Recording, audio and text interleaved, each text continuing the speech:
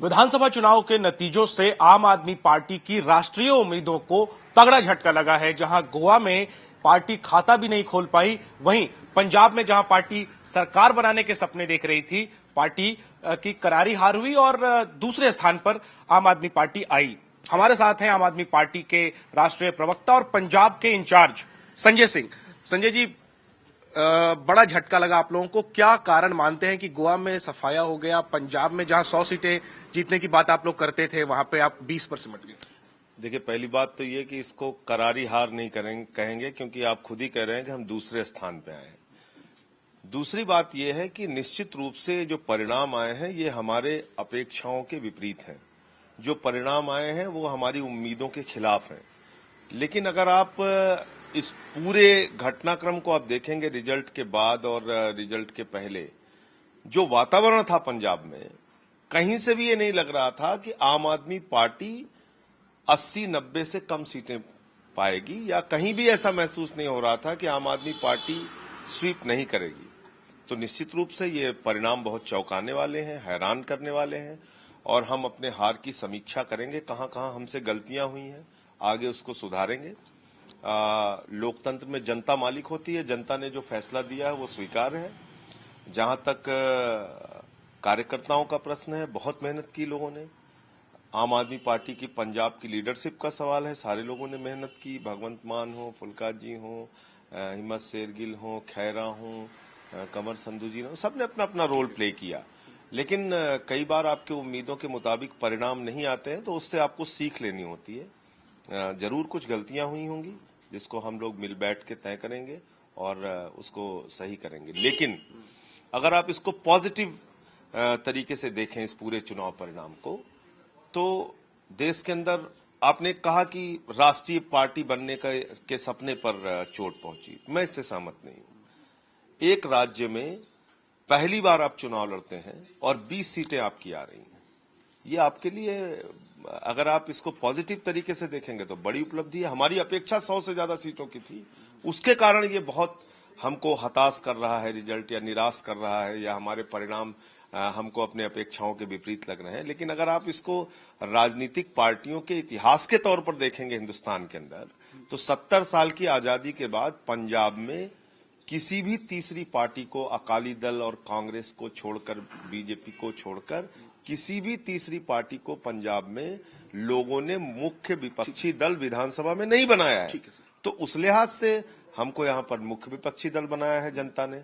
जनता का फैसला है, 5 साल काम करेंगे, फिर देखा जाएगा जो आगे हमारे हक में जो फैसला देगी। ठीक है सर, लेकिन लोकसभा चुनाव जब हुए थे उस वक्त बहुत आश्चर्यजनक तरीके से आम आदमी पार्टी को 4 सीटें मिली थी, लेकिन बाद में जिस तरीके से आपने 2 सांसदों को सस्पेंड किया, दिल्ली में आप 70 में से 67 जीते, इसके बाद पार्टी के बड़े नेताओं को पार्टी से किनारा कर दिया गया। आपको लगता है कहीं ना कहीं इन सब वजहों से पंजाब का विश्वास आपने खो दिया? लोकसभा चुनाव में, विधानसभा की बात करें तो 30 से ज्यादा सीटों पर आप नंबर 1 थे, लेकिन विधानसभा चुनाव में आप, जो असली विधानसभा चुनाव आया, तो आप 20 पर रह गए। निश्चित रूप से एक नहीं, बहुत सारी गलतियां हुई होंगी हमसे, और उसका हम ईमानदारी से मूल्यांकन करेंगे।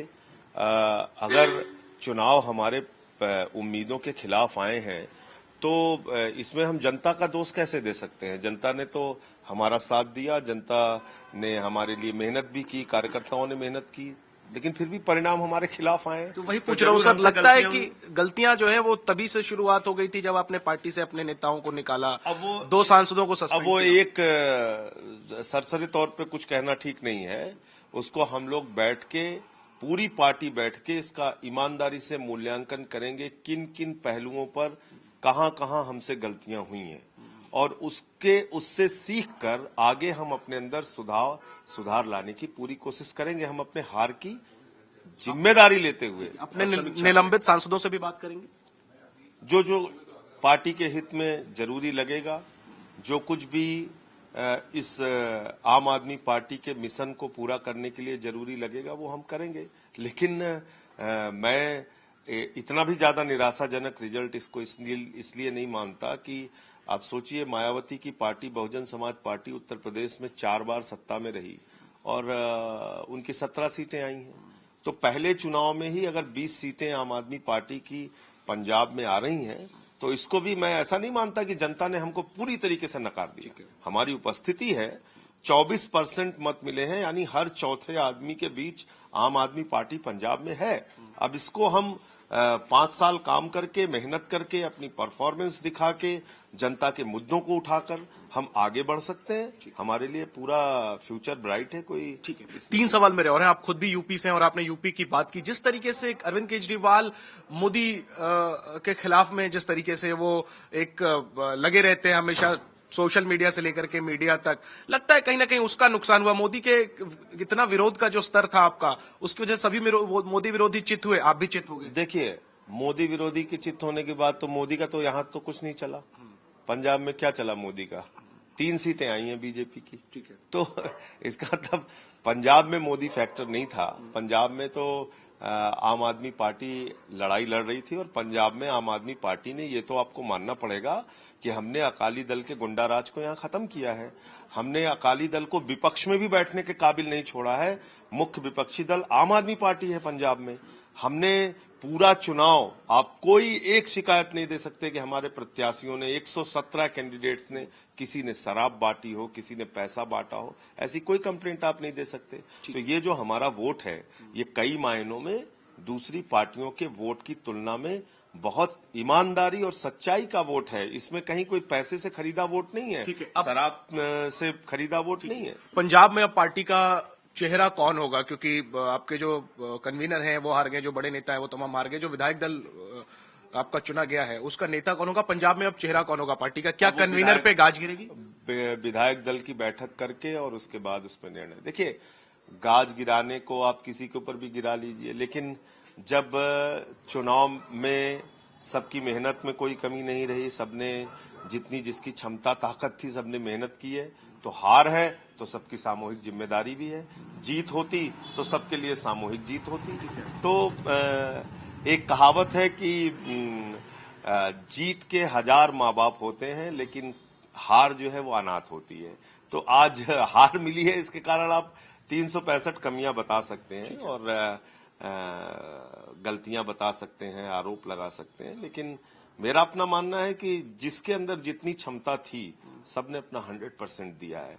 तो हार की हमारी सामूहिक जिम्मेदारी है। सामूहिक रूप से बैठ के हम लोग समीक्षा करेंगे और विधायक दल का नेता कौन होगा इसके बारे में भी निर्णय लेंगे। ठीक है, 24 घंटे हो गए हैं, कोई एक गलती आपको अब तक समझ आई हो कि यहाँ चूक हो गई, ये बात नहीं होनी चाहिए थी, कोई एक रीजन अगर आप बता सकें? देखिए, मुझे लगता है कि हम लोगों ने अपना प्रचार जितने अच्छे ढंग से हमसे बन सकता था हमने किया, लेकिन शहरी मतदाताओं का विश्वास जीत पाने में हम शायद उतना कामयाब नहीं हुए जितनी हमारी अपेक्षा थी। तो एक तो बड़ा कारण वो लगता है।